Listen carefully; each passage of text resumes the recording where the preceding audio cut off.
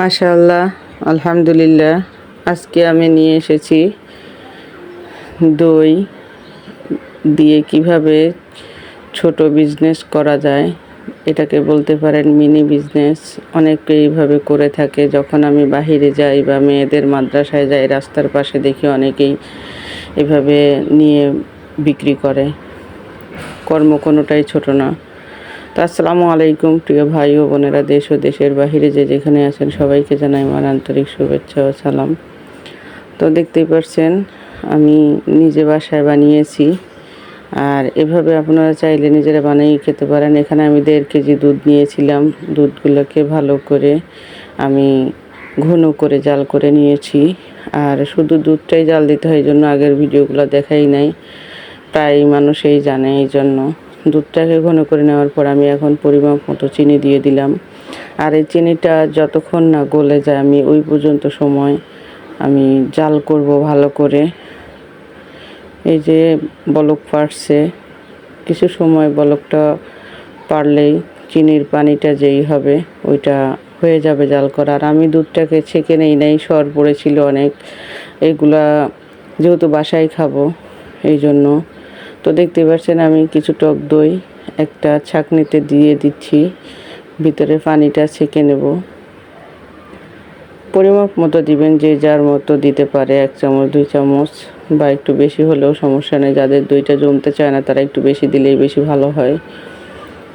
তো এভাবে আমি দুধটাকে ঠান্ডা করে নিচ্ছি, বারবার নাড়াচাড়া করে। এদিকে টক দইটাকেও আমি ফেটিয়ে নিচ্ছি। এটাকে ফেটিয়ে নেওয়ার পরে যখন কিছু সময় গরম থাকবে দুধ, ওই দুধটাকে আমি দিয়ে দেখব যে আমার পারফেক্ট হয়েছে কিনা, যে দই জমবে। দেখতেই পাচ্ছেন দুধটা দেওয়ার পরে যে একটা ঘনত্ব চলে আসছে, বা মনে হচ্ছে যে না পারফেক্ট দই হয়ে গেছে এরকম। আমি এখন দুধটাকে দেখতেছি যে কতটুকু গরম আছে। আমি অন্ততপক্ষে 5 থেকে 10 সেকেন্ড যেন ডুবিয়ে রাখতে পারি হাতটা। এভাবে আমি দেখে নিলাম। দেখার পরে আমি ওই টক দইগুলো মিক্স করে দিয়ে দিলাম। দেওয়ার পরে আমি এখানে বাটিগুলো আগেই ধুয়ে মুছে রেখেছিলাম। আমি প্রায় আমার মেয়েদের জন্য যখন শুক্রবারে বাসায় আসে এভাবে বানিয়ে রাখি। আমার প্রিয় ভাই বোনেরা, আমার ভিডিওটি যদি একটু ভালো লেগে থাকে আমার চ্যানেলটিকে সাবস্ক্রাইব করবেন, লাইক কমেন্ট শেয়ার করবেন, পাশে থাকা বেল আইকনটি বাজিয়ে দিবেন। আপনাদের কাছে বেশি বেশি অনুরোধ থাকলো আমার। তো দেখতেই পাচ্ছেন আমি এভাবে এটাকে সম্পূর্ণ ঢেকে নিয়েছি। আর আরেকটা পদ্ধতি দেখাবো আজকে আমি, হটপটে কিভাবে দই বসানো যায়। তো দেখতেই পাচ্ছেন আমি আজকে হটপটে দইটাকে বসিয়ে দিচ্ছি, যেন আপনাদের বুঝের ক্ষেত্রে সুবিধা হয়। যে অনেকে অনেকভাবে দই বানায়। এভাবে হটপটের ভিতরে কাপড় দিয়ে ঢেকে দিয়ে প্রায় 6 থেকে 7 ঘন্টা রেখে দিলে মাশাআল্লাহ দইগুলো হয়ে যায়। এভাবে আমি বের করে কিছু সময় ফ্রিজে রেখেছিলাম।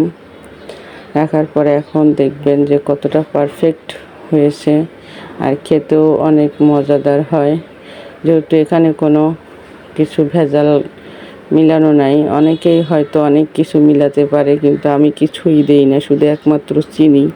আমি ক্যারামেলটাও মিক্স করি না। শুধু দেখতে পাচ্ছেন মাশাআল্লাহ সবসময় এভাবে আমি বাসায় দই বানিয়ে খাই। টক দই বলেন, মিষ্টি দই বলেন, চেষ্টা করি নিজের বাচ্চাদের এভাবে খাওয়াতে। আপনারাও ওইভাবে বাসায় ট্রাই করবেন। যে যেখানেই থাকেন ভালো থাকেন, সুস্থ থাকেন এই কামনা করি। আল্লাহ হাফেজ।